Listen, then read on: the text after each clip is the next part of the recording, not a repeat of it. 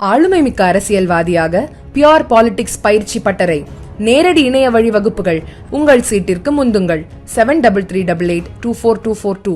உள்ளம் தேடி இல்லம் நாடி அப்படின்னு சொல்லி எங்க கழக நிர்வாகிகளை, தொண்டர்களை, பூத் கமிட்டி முகர்வர்களை நேரடியாக சந்திப்பதால் உள்ளம் தேடி இல்லம் நாடி. அந்த வகையில இன்றைக்கு ஆவடி, காஞ்சிபுரம் முடித்து இன்னைக்கு வேலூர் மாநகரம் முடித்திருக்கிறோம்.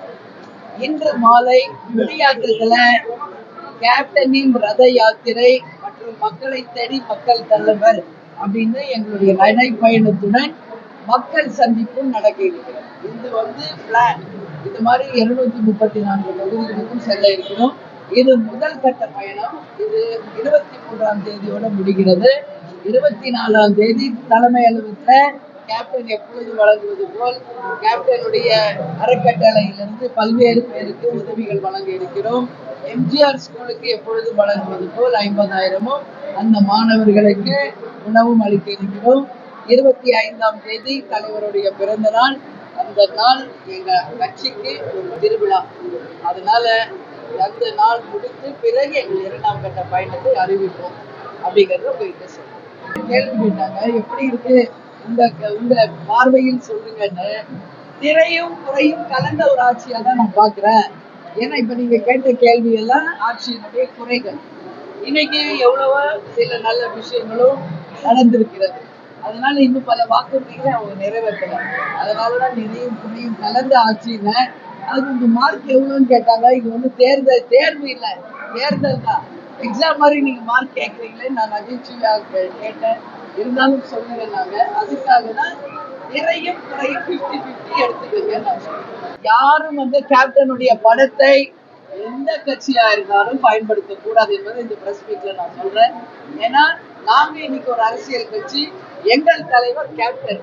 அப்படி இருக்கும்போது மற்றொரு அரசியல் கட்சி கேப்டன் புகைப்படத்தை என்றைக்கும் யாரும் பயன்படுத்தவே கூடாது. கூட்டணிக்கு வரீங்களா, அப்ப நம்ம தேர்தல் நேரத்துல பயன்படுத்தலாம்.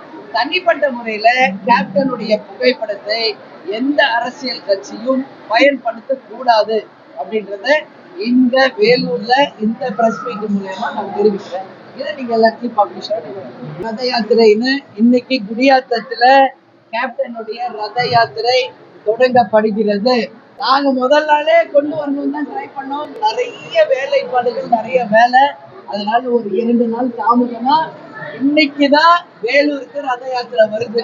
அதான் எல்லாரும் சொல்றாங்க, கேப்டன் வேலூர் மாவட்டத்தினுடைய மாப்பிள்ளை.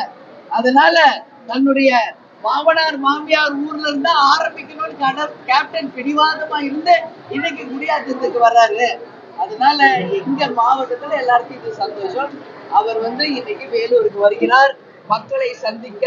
கேப்டன் மக்களோடு மக்களா வாழ்ந்த தலைவர். அதனாலதான் மக்களை தேடி மக்கள் தலைவர் என்ற ரத யாத்திரை இன்னைக்கு ஈவினிங் 5 o'clock ஸ்டார்ட் பண்ணுவோம். தலைவருடைய புகைப்படத்தையோ எதையும் நீங்க பயன்படுத்த கூடாது. ஏன்னா எங்களுக்கு கட்சி இருக்கு, எங்க நிர்வாகிகள், தொண்டர்கள் இருக்காங்க. அவங்க மட்டும்தான் அது பயன்படுத்தணும்.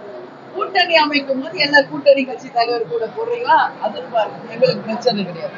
ஆனா ஒரு தனிப்பட்ட ஒரு நிகழ்ச்சியிலையோ, தனிப்பட்ட கட்சியிலையோ கேப்டன் புகைப்படத்தையோ தலைவருடைய வசனங்களையோ யாரும் பயன்படுத்த வேண்டாம் என்று கேட்டுக்கொண்டேன்.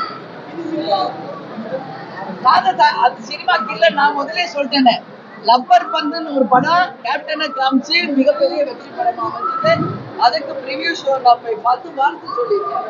அப்ப என்ன சொன்ன, சினிமா துறையிலேயே கேப்டன் அவர்கள் ஒரு ஆணிவேரார் சினிமா துறையை வளர்த்தெடுத்தவர்.